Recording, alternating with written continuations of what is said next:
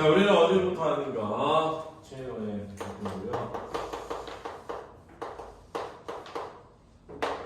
국어 두산동화 1-4에 나오는 작품이 되겠습니다. 자, 한번 보겠습니다.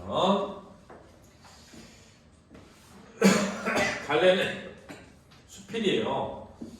이 수필이라고 하는 것은 무슨 갈래라고 하지? 교술갈래다라고 하는 겁니다. 그렇죠? 이 교술갈래의 수필은 개성의 문학이 다르게 많아요.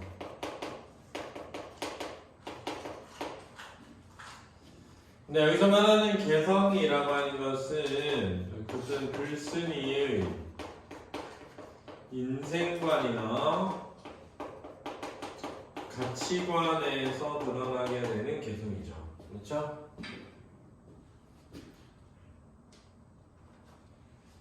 또 대부분의 수필은 어떤 자신이 주변에서 겪은 경험을 바탕으로 하거든요. 이런 걸 다른 말로 뭐라고 하냐면 신변잡기적이다 이렇게 얘기하기도 합니다. 신변잡기적이란 자신의 주변에서 일어난 여러 잡스러운 기록들이란 뜻입니다. 그렇죠? 그런데 이제 그러한 데에서 그냥 나 이런 일 겪었어 라고 쓴다고 해서 뭔가 수필이 되진 않고요. 그런 경험했던 것을 바탕으로 한 깊이 있는 생각이 드러날 때 우리가 수필이 된다고 하거든요. 그래서 깊이 있는 생각이라고 하는 사색적인 면이 수필에는 많이 드러나게 돼요. 그렇죠? 그리고 일반적으로 수필은 교훈적인 성격을 지닐 때도 그래서 많다라는 것을 좀 알 수 있죠. 주제는 생명의 근원이 무엇일까에 대한 탐색을 주제로 하고 있고요. 한번 보도록 하겠습니다. 오래전 봄날이었습니다. 회상이라는 걸 알 수 있죠. 정원에 앉아있다가 장미나무 그늘 아래 무엇인가 팔짝 뛰어 깜짝 놀라 살펴보니 아주 작은 청개구리 한 마리였다. 자, 이것은 정원에서의 경험을 바탕으로 하고 있다는 것을 알 수 있죠. 정원에서의 과거의 경험을 바탕으로 수필이 진행되는 거예요. 이 도시의 정원에 청개구리 새끼라니. 자, 여기서 이제 그냥 정원이 아니라 도시의 정원이라고 하는 부분이 추가되면서 이 청개구리가 어울리지 않는 곳에 있었다는 것을 알게 되는 겁니다. 그렇죠? 깜짝 놀라 눈을 비비고 개구리를 다시 보니 벌써 어디론가 사라지고 없어서 내가 잘못 보았던가 까마득히 잊어버리고 있었다. 그랬네요. 자, 그래서 내가의 동그라미 치면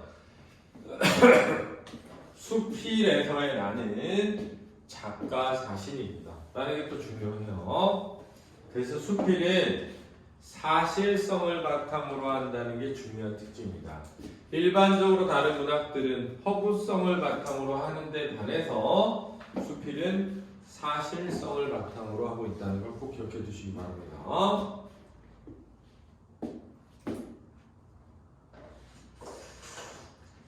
그런데 그의 초열은 잔디를 깎다가 뭔가 팔짝팔짝 뛰면서, 자, 그의 초열은 그랬으니까 시간의 경과가 있고요. 영산원 나뭇가지 사이로 숨어버리는 물건이 있어 재빨리 뛰어 달려가 바라보니 어린아이 주먹만한 개구리 한 마리였다. 그래서 재빨리 뛰어 달려가 보았다 라는 데에서 글쓴이의 호기심, 관심이 드러난다라고 할 수 있고요.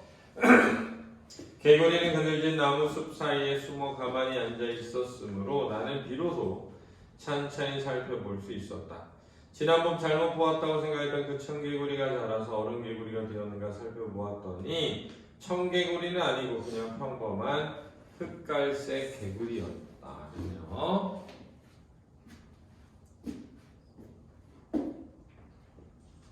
도대체 이 개구리 한 마리가 어디서 찾아오는가? 나는 신기해서 한참 쳐다보았다. 자, 여기서 신기한 이유는 이것이 도시에 있기 때문이죠. 그죠? 도시라는 공간성 때문에 생기게 되는 특이함입니다. 흔한 일이 아니라는 거죠.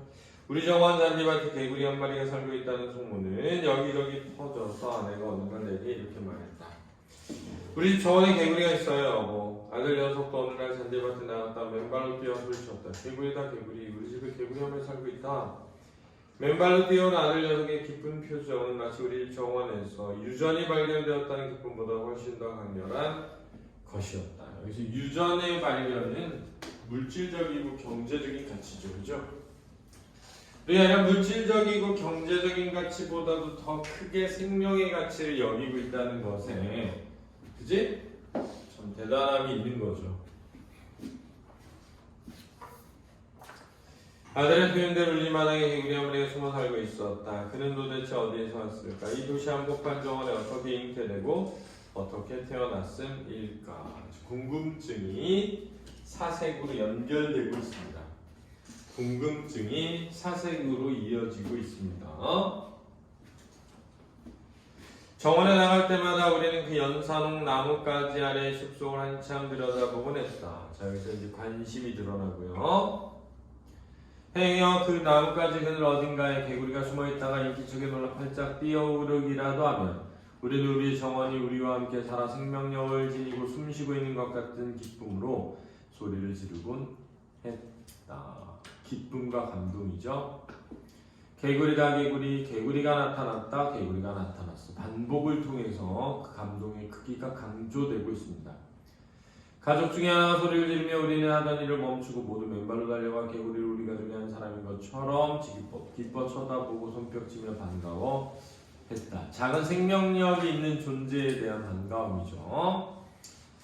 원래 도시라고 하는 것은 생명력이 상실된 공간으로 많이 묘사되거든요. 정원에 살고 있는 것은 개구리뿐만이 아니다. 한낮에 잔디밭을 걸어가다 보면 이따금 풀 사이에 날개를 접고 잠들던 나방이 놀라 푸드덕 날아오르곤 하는데 이 나방을 먹기 위해 아래도 수백 마리가 넘는 참새들이 날아오곤 했다. 아침잠이 많은 나는 으레 새벽이면 때 지어 지저귀는 참새떼 제잘거리는 울음소리에 눈을 뜨곤 했다. 도대체 저 참새떼가 뭐 먹을 게 있어 정나무까지로 날아오고 저렇게 시끄럽게 잔디밭 위에 뛰노는가 궁금해 한참 동안 살펴봤더니 참새들은 잔디밭 위를 뒤져 한밤중 날아다니다 피곤해 지쳐 풀숲에 잠든 나방을 사냥하여 사이좋게 나눠 먹고 있음을 알 수 있었다. 이 황량한 도시, 여기서 황량하다는 것은 생명이 사라져가는 삭막한이라는 뜻입니다. 생명력이 사라져가는 삭막한. 어느 곳에서 저렇게 많은 새가 알로 태어나고 부화하고 새끼가 되어 자라나 저렇게 날아다니며 노래를 부르고 사이좋게 먹이를 나눠 먹고 있음일까? 아침마다 날아온 새들이 고마워서 나는 일간 가까운 시일 안에 나무로 만든 새 집을 하나 사다가 나뭇가지 위에 걸어줄 생각을 했다. 그러네요. 자, 이런 데에서 글쓴이의 태도가 드러나죠. 그렇죠. 자연에 살아가는 생물들과 공존하고 싶은 마음이 드러나는 겁니다. 그렇죠? 자연에 살아가는 생물들과 공존하고 싶은 마음. 정원에 날아드는 새는 참새뿐 아니라 이름 모르는 새들도 꽤 많이 있어서 그들의 노랫소리도 제각각이고 그들의 모습도 제각각이어서 새집을 사다가 나무 위에 걸어두면 분명 집새 한 마리쯤은 그 안에 들어가 알을 낳고 살림을 차릴 것이다. 나는 그 새에게 전셋돈도 받지 않고 무상으로 호화주택을 분양해 줄 생각이다 라고 했습니다. 자연 속에 살아가는 생명체를 위한 배려죠. 살아있는 것이 어디 새와 개구리와 나방 같은 동물뿐이랴 열거적 표현이 쓰이고 있고요. 깨달음입니다. 살아 숨쉬는 것은 그 밖에도 많이 있다. 벚나무 가지를 부러뜨려 봐도 그 속에는 벚꽃이 없네. 그러나 보라 봄이 되면 얼마나 많은 벚꽃이 피는가. 이렇게요. 이큐는 일본의 시인입니다. 150편의 시를 쓴 시인입니다. 자, 시를 삽입하여서 1번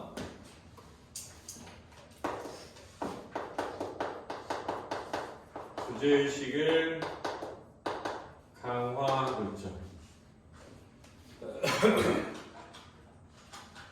뭐니?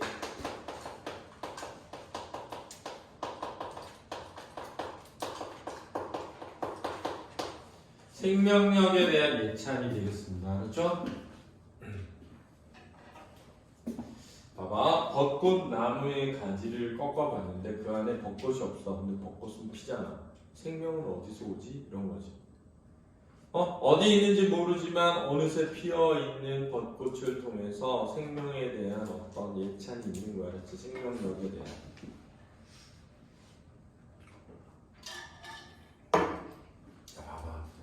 야, 너한테 그런 힘이 어디서 나오는 거야? 라고 감탄할 수 있잖아. 와, 대단하다. 저 작은 키에서 어떻게 저런 힘이 나오지? 감탄할 수 있잖아. 나무에서 꽃이 막 펴. 어디서 저 꽃들이 오는 거지? 나뭇가지 뭐 해봐? 부러뜨려봐. 안에 있어 없어? 없어. 근데 꽃이 펴. 경탄하는 거지. 야, 저 작은 체구에서 어디서 저렇게 힘이 나오지? 감탄하는 거와 같은 거야. 얼마나 많은 이런 데서 경탄이 느껴지는 거야. 정환에는 그러니까 이런 주제의식이 강화되고 있다. 그렇지?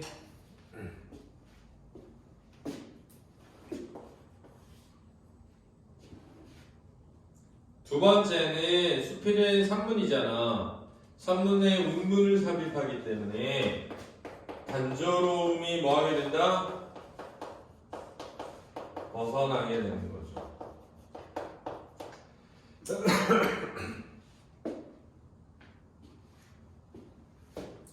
그러면서도 내용에 긴밀한 연결이 되고 있다. 그렇지? 생명이 어디서부터 오는가라고 하는 질문과 연결되어 있죠. 정원에는 돌아가면서 아주 작은 나무들이 심겨 있었다. 자, 그럼 개구리에서 나방과 참새와 이름을 모를 여러 새들로 인식이 확장되고 있거든요, 지금. 자, 여기는 이제 다 동물들에 대한 얘기인데, 그지? 이제 이 동물에서 뭘로? 식물로, 그렇지? 의식의 확대가 일어나고 있다라는 걸 알고 있죠. 의식 또는 인식의 확장이 일어나고 있는 거야. 세 줄지어 이사했기 때문에 정원엔 아주 어린 나무들이 심겨 있는데 이 모든 나무와 꽃들이 우리 가족과 더불어 살아 숨쉬고 있는 셈이다. 깨달음이죠. 먼저 번 살던 집에 모가나무 한 그루를 캐다가 이식한 것이 가장 큰 나무이고 보면 우리 집 정원은 어린 나무들의 유치원인 셈이다. 의인화돼 있죠. 색다른 표현이요. 그런데도 감나무는 감나무대로 잎을 피우고 대추나무는 그것대로 싹이 자란다. 그래서 그런데도 라는 거니 아직 어리지만 이런 뜻이 알았니? 아직 어리지만. 자, 써나 그런데도 라는 말이 뭐라고? 아직 어리지만. 감나무는 감나무대로 잎을 피우고 대추나무는 그것대로 싹이 자란다. 이건 뭐니? 각각의 존재의 개성을 지니고 있다 라는 거 알았니? 야, 어려서 다 똑같을 것 같지만 벌써 다 자기 정체성을 지니고 있는 거야. 한 해 터울로 열매를 많이 맺고 적게 맺곤 하던 무화나무가 1년 전에 4개의 열매를 맺었으니 그 해에는 열매가 많이 멀릴 것이라 기대를 해도 이식하여 옮긴 첫 해라. 나무 몸살을 한다던데 제대로 열매를 맺을까 염려했지만 다닥다닥 가지마다 새파란 무화 열매가 무수히 맺혀 있었다. 이 모과 열매가 맺혀 있는 것도 무슨 역이야? 생명력이죠. 이큐의 시처럼 그 한겨울에 저 혼자만 우리 식구와 함께 이사와 덩그러니 한설 몰아치는 정원에 홀러서 있던 모과나무가 혹시 죽지는 않을까 하고 몇 번이고 모과나무의 가지를 부러뜨려 보기도 했다. 정원사의 말인즉 한겨울에 옮겨 심은 나무는 살 가능성이 반, 죽을 가능성이 반이라던데. 자, 정원사는 전문가죠. 더욱이 오일러에 기름을 넣을 때 기름이 넘쳐 나무 뿌리 부분을 적시었으니 죽을 가능성이 더 크다고 하여 나는 가슴도 아프고 슬퍼. 행여 그 나무가 죽어버릴까 자주자주 나뭇가지를 부러뜨려 부었다. 아니, 죽이려는 거야? 그게 아니라 죽었는지 뭐하는 거야? 화이라는 거죠.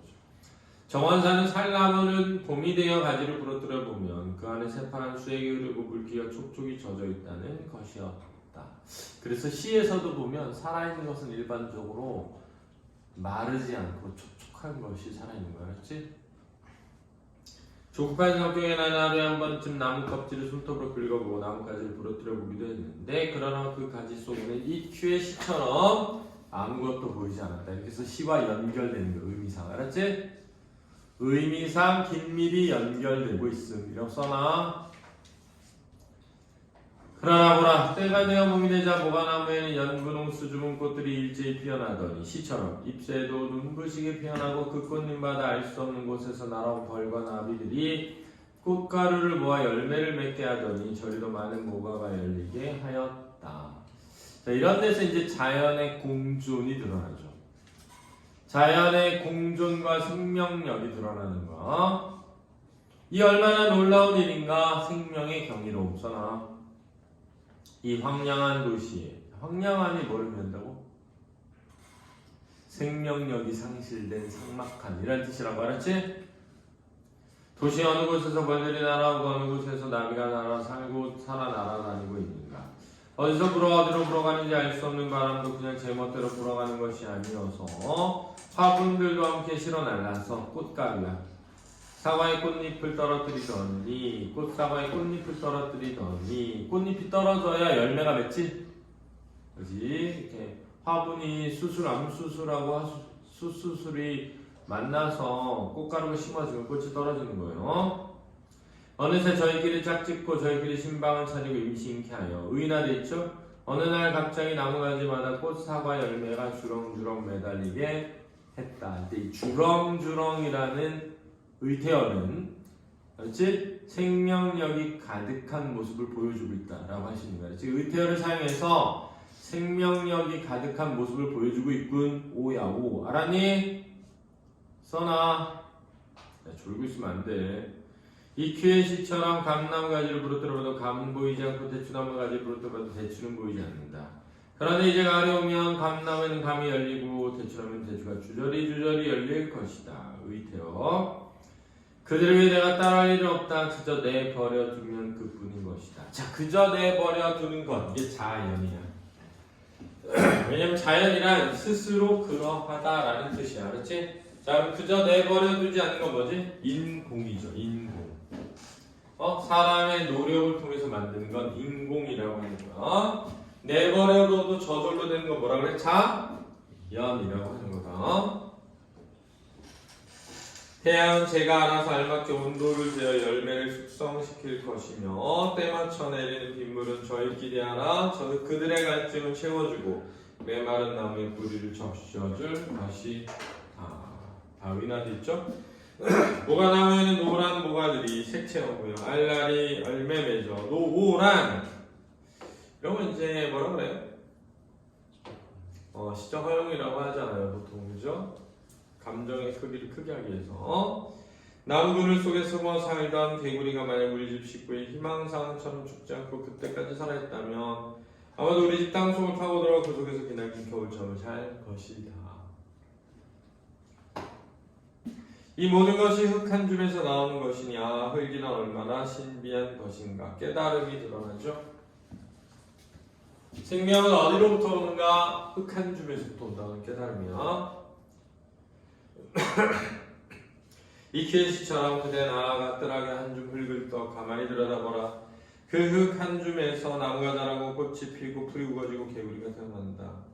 그 흙 한 줌 속에서 감이 열리고 대추가 매달린다. 우리 육체도 그 흙 한 줌에서 비롯되어 태어난 것이니 우리는 누구인가 그리고 어디로부터 와서 어디로 가고 있음인가. 깨달음이 되겠죠. 근데 놀라운 건 이런 거야. 자, 흙이라고 하는 건 그저 만들어지는 게 아니다. 그렇지? 흙이 만들어지려면 원래 어디서 왔어? 지구에 저 밑에 렌틀이 그렇지? 있단 말이야. 그게 지각의 균열로 튀어나와. 그래서 굳어지면 흙이 되는 게 아니라 뭐가 돼? 바위가 된단 말이야. 그 바위가 깎이고 깎이는 과정이랑 동시에 뭐가 있어야 돼? 식물이 자라면서 그 식물에 있는 뿌리의 곰팡이들이 바위를 부서뜨리는 거거든. 그게 부서지면서 흙이 되는 거야. 그리고 흙이라고 하는 그 껍질에 약간 그 광물질의 어떤 형태가 납작한 형태가 세포벽으로 진화해가지고 생명체가 탄생했을 것으로 본단 말이야. 그러니까 성경에 인간이 흙에서 이 신이 인간을 흙으로 빚었다고 하잖아. 그게 그냥 비유적이고 은유적인 표현이었는데 쌤이 생각할 때는 과학적으로 맞는 말이야. 왜냐하면 인간은 광물에서 왔거든. 생명체는 원래 광물이 자기 복제 능력이 있어. 그래서 같은 결정체를 만들거든 옆에. 그래서 그 광물질의 일부가 세포병이 되면서 진핵세포 만들어지면서 생명체가 온 거야. 거기 나오잖아. 우리 읽었던 책에 빅스토리 공부에 나오잖아. 그래서 광물에서 왔다고. 인간의 모든 구성 성분은. 이거는 이게 그냥 하는 말이 아닌 거지. 알았니? 자, 문제 풀어보세요.